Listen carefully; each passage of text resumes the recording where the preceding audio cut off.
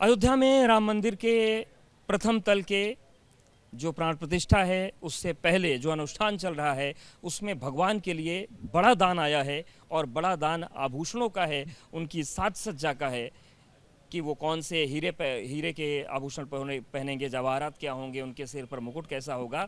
तो उसका जो पूरा निर्माण हुआ है वो भावेश जी ने किया है, सूरत से आए हैं और ये जो पूरा हम आपको 3 बॉक्स दिखा रहे हैं इसी में वो आभूषण भरे हुए हैं। तो भावेश जी बताइए कि कितना समय लगा इन आभूषणों को और पूरी चीज़ों को तैयार करने में। वैसे तो हमारे पास टाइम ही नहीं था। 10 दिन पहले मुकेश भाई का फ़ोन आया कि राम दरबार के लिए ज्वेलरी और आभूषण सब तैयार करने, आयुध शस्त्र मुकुट सब। तो मैंने सोचा कि 10 दिन में तो कैसे हो सकता है। फिर मुकेश भाई ने बोला कि करना तो कैसे भी है ही अपने को। फिर एक चैलेंज बन गई।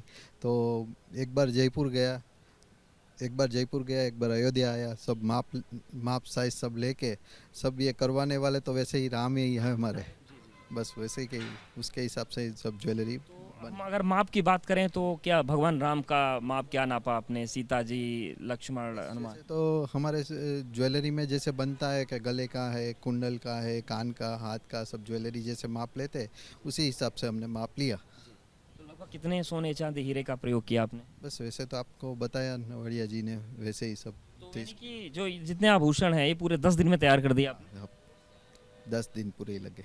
तो क्या वो आभूषण भगवान को एक बार पहना के भी देखिए कैसे लग रहे हैं उन पर? हाँ, वही तो दर्शन करने आए कि जो बना है वो भगवान के ऊपर जब पहनेंगे तब कैसे दर्शन होंगे, वही तो दर्शन करने हम। अच्छा, अब जो सत्यनारायण पांडे जी जिन्होंने ये मूर्ति बनाई है, जब उनसे हमने बात की तो वो भावुक होकर रोने लगे कि बहुत बड़ा काम भगवान ने दिया हमको।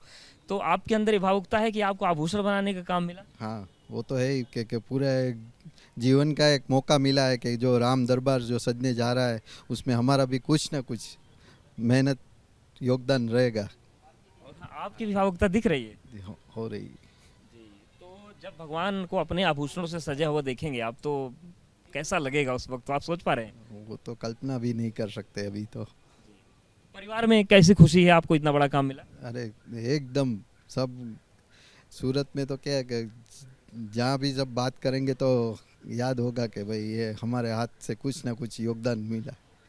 यानी कि ये अब एक सदियों का इतिहास गढ़ गया। हाँ, सही बात है। मतलब 3 लोग तो याद किए जाएंगे, एक पहले जो बालक राम जिन्होंने बनाए, योगीराज जी, फिर उसके बाद सत्यनारायण पांडे जी जिन्होंने राम दरबार बनाई और राम दरबार के आभूषण बनाने वाले भावेश जी। सही बात है। तो एक चीज़ और, लोग जब सामान्य लोग सुनते हैं आभूषणों के बारे में तो वो उनके मन में ये भी आता है कि इस पूरे आभूषण में कितना खर्च आया होगा। तो कुछ आप लमसम अमाउंट बता सकते हैं?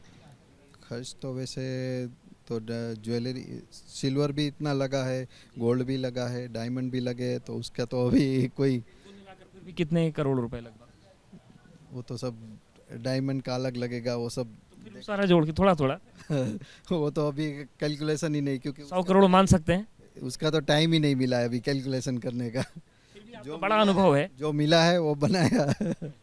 बस। तो क्या ये वैल्यू भी गुप्त दान की वजह से नहीं बताई जा रही है? नहीं बताई।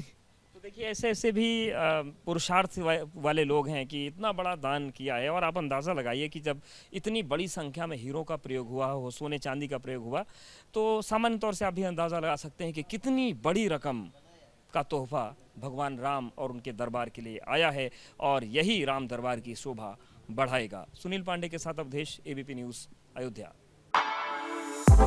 For exclusive and insightful videos, subscribe to our new channel ABP Live Premium.